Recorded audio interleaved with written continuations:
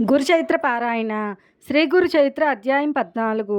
ఓం శ్రీ గణేశాయ నమః. శ్రీ సరస్వత్యై నమః. శ్రీ గురుభ్యో నమః. నామధారకుడు: స్వామి, అటు తరువాత శ్రీగురుడు ఏమేమి చేశారో చెప్పండి అని అన్నారు. సిద్ధయోగి సంతోషించి ఇలా చెప్పారు. భోజనాలయ్యాక సాయందేవుడు శ్రీగురుని పాదాలు ఒత్తుతూ, సద్గురు, మీ పాదసేవ వల్ల నా జన్మ సత్కర్మలు సార్థకమయ్యాయి. మీ అనుగ్రహం వల్ల నా పితృదేవతలు కూడా తరించారు. ధన్యుణ్ణి. మాయచేత మానవుల్లా కనిపిస్తున్నారే కానీ మీరు సాక్షాత్తు భక్తులను ఉద్ధరించడానికి అవతరించిన భగవత్ స్వరూపులే. మీ మహిమ వేదాలకే అంతుపట్టనిది. అట్టి మీకు సేవ చేసే అవకాశం నాకు అనుగ్రహించి నా వంశాన్నే పావనం చేశారు. కానీ నాదొక విన్నపం ఉన్నది. ప్రస్తుతము నేనొక కష్టంలో ఉన్నాను. వేరు దారి లేక నేనొక యవనరాజు సేవలో ఉన్నాను. అతడు నరరూప రాక్షసుడే. అతడు ప్రతి సంవత్సరము ఒక బ్రాహ్మణుని చంపుతాడు. నన్ను బలివ్వాలని తలచి ఇంతకు ముందే నాకు కబురు పంపారు. నేనిప్పుడు అతని వద్దకు వెళ్ళాలి. తప్పదు. నన్ను మీరే కాపాడాలి అన్నారు.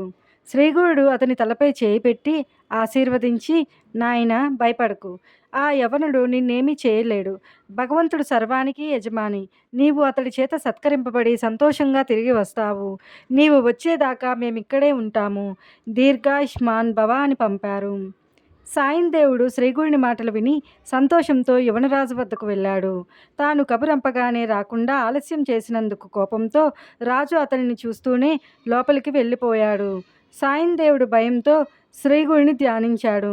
అంతఃపురంలోకి వెళ్ళిన యవనునికి అంతలోనే నిష్కారణంగా భయము, చనిపోతున్నంత బాధ కలిగి స్పృహ తప్పి పడిపోయాడు. అప్పుడు అతనికి ఒక స్వప్నం వచ్చింది.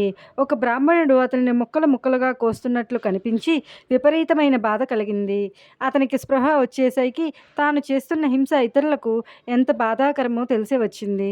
పశ్చాత్తాపంతో అతడు బయటకు వచ్చి సాయందేవుని పాదాలపై పడి, అయ్యా, మిమ్మల్ని నేను పిలిపించలేదే, మీరు ఇంటికి వెళ్ళవచ్చు అని వస్త్రభూషణాదులతో ఘనంగా సత్కరించి పంపారు. సాయందేవుడు శ్రీగురుని కృపకు పట్టరాని ఆనందంతో త్వరగా తన గ్రామం చేరి శ్రీగురునితో జరిగినదంతా చెప్పాడు. ఆయన సంతోషించి, నాయన, మేము పుణ్యతీర్థాలు దర్శిస్తూ దక్షిణ దిక్కుగా వెళ్తాము అన్నారు. అతడు నమస్కరించి, స్వామి, నాకు మీరు ప్రసాదించిన ఈ జీవిత శేషాన్ని మీ సేవకే అంకితం చేస్తాను.